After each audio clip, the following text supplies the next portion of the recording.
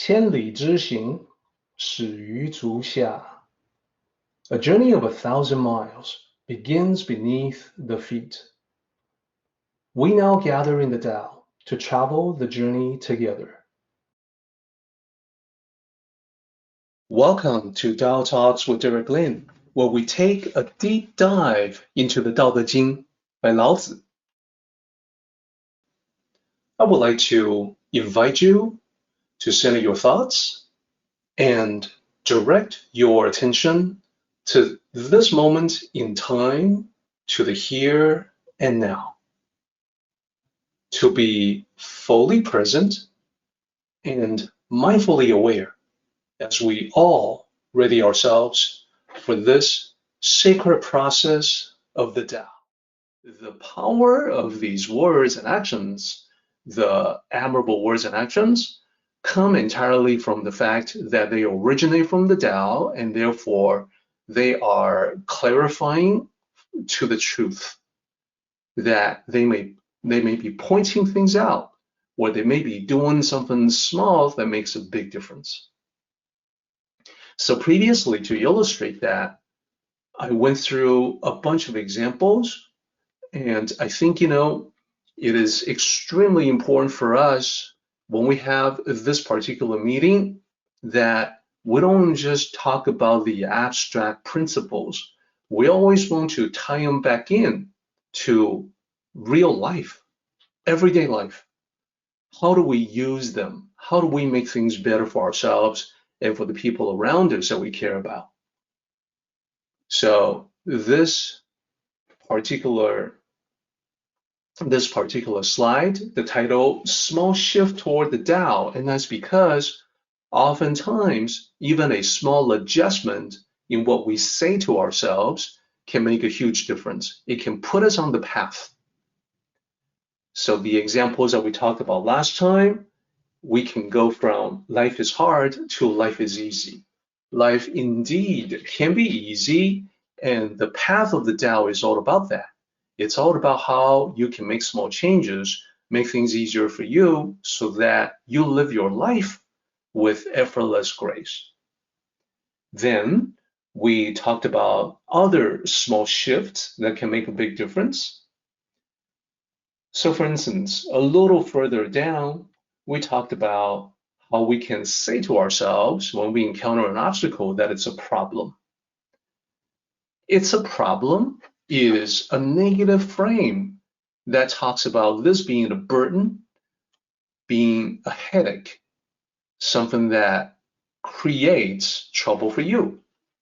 But if you were to shift it subtly from problem to challenge, it's a one-word change, and the obstacle is still the same as it was before. It hasn't changed, but the mentality can change, because a challenge is a test. It's a test to see if you are as good as you think you are. It's a test to see, do you really want it? Are you serious about this? So in that way, it can be very positive. You can then rise to the challenge, whereas you might have previously been stopped by the problem, slowed down by the obstacle. So the small shift can be very powerful. So because of the feedback, because of the reaction, I want to present additional ways, additional shifts or adjustments in the way that we think, in the things that we say to ourselves and to other people. So you can go from a negativity expression to mei yan, an admirable expression in accordance with the Tao. So what are those additional examples? Well, so just like last time, I'll present the negative frame and then switching to the positive. Here's something negative. It has to be perfect. Now, many people consider themselves to be perfectionists, and therefore they will say this to themselves, and they will also say it to other people. It has to be perfect. The reason why perfectionists say that is because they think of themselves as having high standards. They think that is a positive thing. Now, you know what I know just by living life, that in reality, being too much of a perfectionist means you can be difficult to work with, difficult to live with. And nothing is ever completed because nothing is ever good enough. Perfection is very elusive. Indeed, we have this common expression that says perfection is the enemy of good enough. So good enough is actually the positive frame. It has to be good enough. So you see, perfectionists think of themselves as having high standards, but in reality, the real high standard is the person who says it has to be good enough. Good enough is what it really means to have high standards. High standards do not actually belong to perfectionists. Impossibilities belong to perfectionists.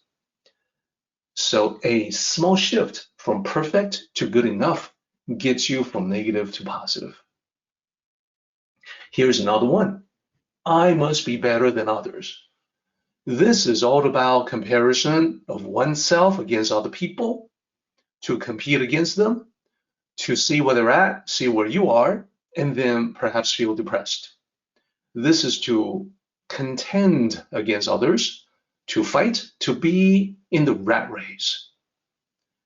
So that's actually not the Tao. The Tao is not externally directed like that. The Tao is internally directed. It's about bettering oneself. It's about self-mastery. So it becomes, instead of I must be better than others, it's inwardly directed. I must be better than before, meaning who I am today is going to be a little better than who I was yesterday. Who I am this year is going to be better than I was last year. That is the path toward self-mastery. There's no attempt in the Tao for anyone to try to master other people, only oneself. So again, this is a small shift from the negative to the positive. Let's take a look at another one. This one is common. In life, oftentimes we encounter a situation where people say, you gotta choose. Come on, A or B, hurry up, make your choice, pick your option. It's gotta be one or the other. That's actually negative. The reason why it's negative is that life choices are rarely binary. They're rarely A or B, yes or no, up or down.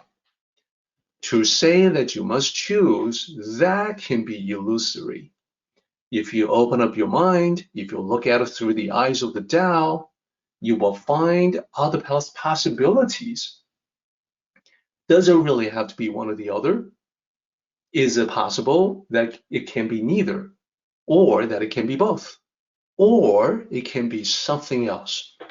That something else may be triangulation that is neither A nor B, and it's not between A or B, but somewhere that is outside of the two. And yet, in a situation where both sides are in contentious battle with one another, the triangulated third choice may be acceptable to both as a reasonable compromise. Skillful diplomacy is often built on this principle. So you can go from negative, which is a strict binary choice, true or false. Come on, go ahead, make your choice. To something that is, well, let's take a look. Can it be something else?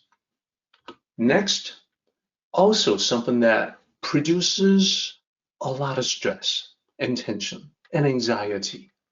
Failure is not an option. That's putting a lot of pressure on yourself. We hear this all the time. Failure is not an option. It seems to underscore how determined you are. And yet, as I point out, it's a great source of stress and tension. What would be more Tao-like? Well, it's a phrase that has become very popular among entrepreneurs. Fail better. And there's wisdom in that. Fail better just means that it's okay to fail as long as you better yourself from the experience. That is, as long as you have learned something about the issue, so that when you make another attempt, you're going to be better at it and perhaps succeed or fail in a different way, in which case you'll learn additional lessons. Bottom line is that you become more knowledgeable, more proficient. You won't fail the same way again. And oftentimes, real masters will say that they failed multiple times on their path to mastery. Same for all of us. We may fail multiple times as we work our way toward mastery. That's the way it is with life. So that's the Tao. And then next one, it means nothing. Well, we hear that a lot. I want to point out that in the study of Zen, Tao philosophy, etc., you will oftentimes hear people say life has no meaning, life doesn't mean anything, existence has no meaning, etc. That's actually not the authentic Tao tradition. The insight from the Tao sages is that the reason why existence appears to be devoid of meaning is because it means what I decide it means. It's a blank canvas that invites your creative contribution. Of course, your life, the meaning of your life is up to you to decide. It's a blank canvas. You got to be putting something there. You have to put in your own personal touch, your own colors, your own art, and ultimately your own masterpiece. So it doesn't matter what things mean, you have to take mastery, you have to take charge of that and decide what it means for you. When something bad has happened, you have to figure out what it means. Something for me to learn, a warning for me to not do the same thing again. It means what you decide it means, and it means something that's empowering to you. And one more, just a couple more. Why me? I hear this from people who bemoan their fate, that they complain about what's been happening to them. Sometimes they look to the sky. Why me? Why me, Lord? Why is it always like this? Why do things always happen to me? Why? Why? So that is a negative mindset because it is helpless. If you inject one word into it, it turns it from negative to positive. Why not me? Why not me is when you say other people have done it, why not me? Other people are living the good life, why not me? Other people can accomplish these incredible feats, why not me? What other people can accomplish, what other human beings can do, I too have the possibility of accomplishing that.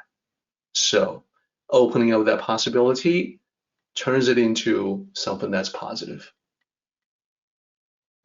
Okay, and then let's do the last one. I think you get the idea. The last one says motivation precedes action.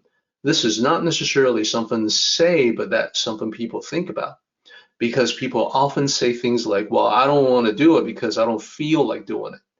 When they say I don't feel like doing it, when you say the same thing, when anyone says that, I don't feel like doing it, the assumption is motivation precedes action. You got to feel like doing it in order to do it. So motivation comes first. So that's actually negative because it leads to a lot of procrastination. It actually leads to being passive, lethargic, producing no results for yourself. How do we subtly change this? How do we make a small shift toward the Tao?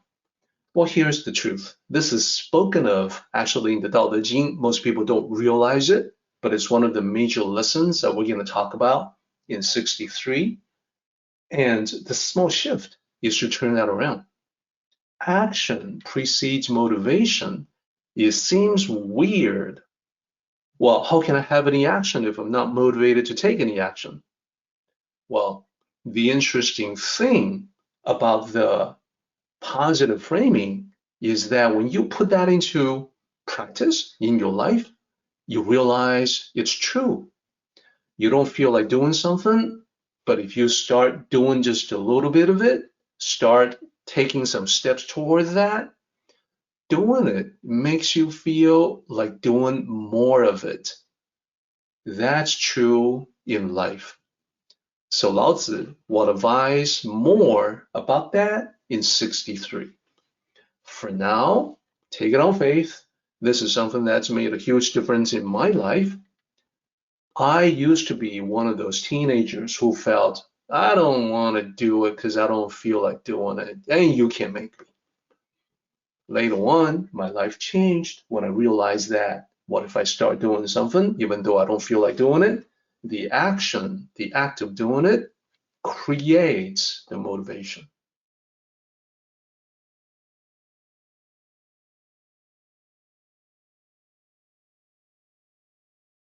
Our meeting has come to an end, but the journey continues on. Let us all travel safely so we can meet again. Until next time, may the Tao fill you with peace and happiness.